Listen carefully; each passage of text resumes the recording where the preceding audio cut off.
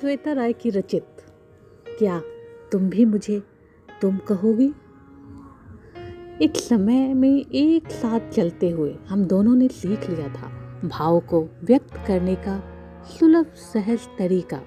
दृष्टि की लिपि, स्पर्श की भाषा और मौन के व्याकरण के आधार पर हम लिख रहे थे महाकाव्य, जिसमें उपस्थित भी हम दोनों ही थे और अनुपस्थित भी हम दोनों। दृष्टि की लिपि सदैव नव उत्साहित होकर नए लक्ष्य की प्राप्ति के प्रति सहज रहती थी, जबकि स्पर्श की भाषा खींच लेती थी हम दोनों को एक वृत्ताकार परिक्षेत्र में, जिसके नभ में हम रच देना चाहते थे साहचर्य का एक ऐसा क्षण जो नवीनता के खोलते खिलखिलाता हुआ प्रस्फुटित हो। पर मौन के व्याकरण ने हमें उलझा रखा था विराम चिन्हों के समुचित संयोजन में। विराम चिन्हों की उपयोगिता समझने में शिथिल पड़ने लगता है, स्पर्श का भाष्य और मुखर होने लगता है प्रस्तुतिकरण का सौंदर्य। प्रस्तुतिकरण में कुशलता अपने वर्चस्व से मन के राग को मानवीय कोलाहल कहकर सीमाबद्ध कर देती है, जबकि पंकिल धारा में खिला कमल उस पूरे परिवेश को बदल देता है जहाँ पल भर भी ठहरना मुश्किल होता है।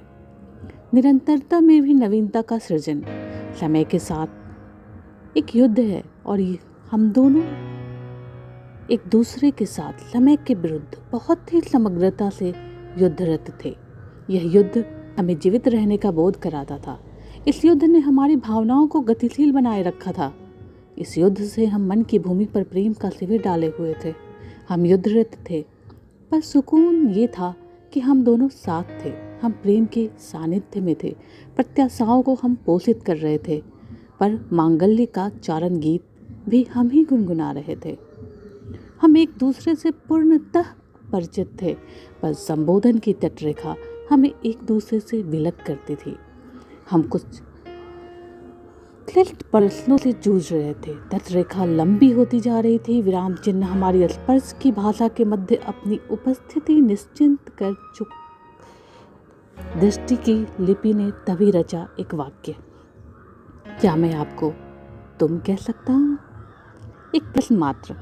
हाँ, क्यों नहीं, आप दे सकते हैं मुझे तुम का संबोधन। किंसुक दहक उठे थे, मंजरियाँ बौरा उठी थीं, गेहूं की बालियां सृजन के बोझ से झुककर लालित्य से भर गई। नव सृजन की भूमि तैयार थी। क्या तुम भी मुझे तुम कहोगी? चैती नवयौवना बनी झूम रही थी। बसंत के रंग धूमिल हो रहे थे। आपसे तुम तक आने के लिए मुझे पार करने होंगे भावनाओं के कई पुल। प्रतीक्षा जरूर कीजिएगा। सावन ने नहीं सीखा है बिना बरसे लौट जाना। श्वेता राय की रचित क्या तुम भी मुझे तुम कहोगी।